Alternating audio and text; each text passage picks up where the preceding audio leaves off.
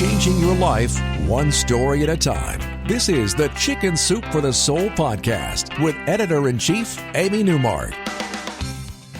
Hey, it's Amy Newmark with your daily dose of Chicken Soup for the Soul inspiration to make you simply happy. And it's Wow Wednesday.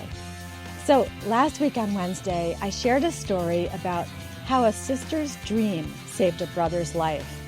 And this week, I'm going to share a story from our book about miraculous messages from heaven, and we're going to flip it over with a brother saving a sister.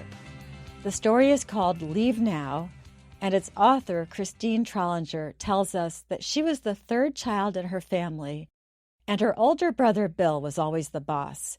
He ordered everyone around, and he was in charge of keeping his siblings out of harm's way. And when Christine thinks back to her childhood, she's always amazed at how many times Bill stepped in and kept all the kids safe. For example, one night when Christine was 9, their horse got his saddle horn caught in the clothesline, and he was wild-eyed and frightened, and nothing could calm down that horse or stop him. He actually charged at Christine, and Bill was yelling at her, "Leave now, jump in the pond." Christine was terrified of the horse, but she was even more terrified of the pond because her protective brother Bill had always told the kids to stay away from that pond. He said it had no bottom and it would swallow them up. So Christine froze in place. She was horrified at the thought of jumping in the pond, and she says to this day she doesn't know how Bill managed to do it. But he beat the horse to her, shoved her into the pond, and then jumped in with her to hold her up and keep her from drowning. She never forgot her brother Bill's shouted warning, "Leave now." And as she went from childhood to adulthood, she remembered those words, and she always associated them with Bill, even after he was killed while serving in Vietnam. So the years passed, and Christine became an adult, and one day she had a business meeting at a car repair shop to sign up some new employees for health insurance. She had always enjoyed going there and seeing Russ, who was the manager. He was a wonderful man. He was always cheerful and willing to help. When Christine arrived, Russ quickly cleared his desk and said, "Sit here, do your paperwork here with the employees." And then he sent the employees in one by one, and he brought her a cup of coffee, remembering the way she liked it, strong and black. It happened to be a standing joke between them that Christine would adopt him as her son if he would just make her coffee every day. So Christine was getting to the last employee, and all of a sudden she heard her brother's voice from all those years ago say, "Leave now." It startled her so much that she almost spilled that coffee. Bill was still her older brother, dead or not, and those words had an impact on her. She rushed to finish up as fast as she could, and she got out of there. And then the rest of the day was normal. But that evening, safely at home, Christine couldn't stop thinking about her brother Bill's voice saying, "Leave now."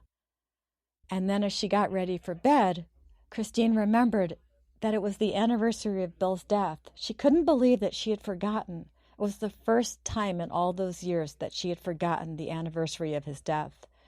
She went to sleep, but then at midnight, she was startled awake by the ringing of the phone. Her father had been ill, so she feared the worst when she answered.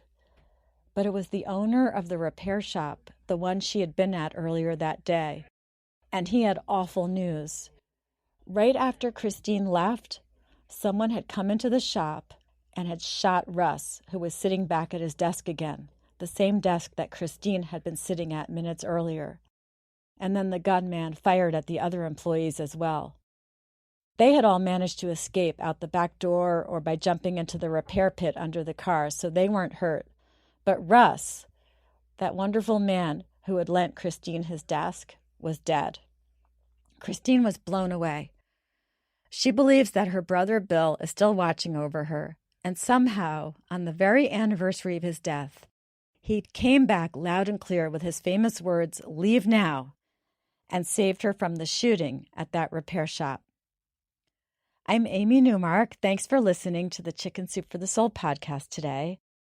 Tomorrow is Thoughtful Thursday, and we're going to talk about a kindergarten teacher who found the true meaning of Thanksgiving while she was teaching her young students.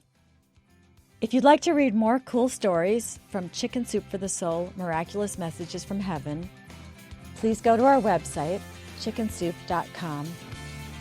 And if you'd like some more tips to improve your life every day, please check out hashtag Simply Happy Project on Facebook, Twitter, and Instagram every day this month.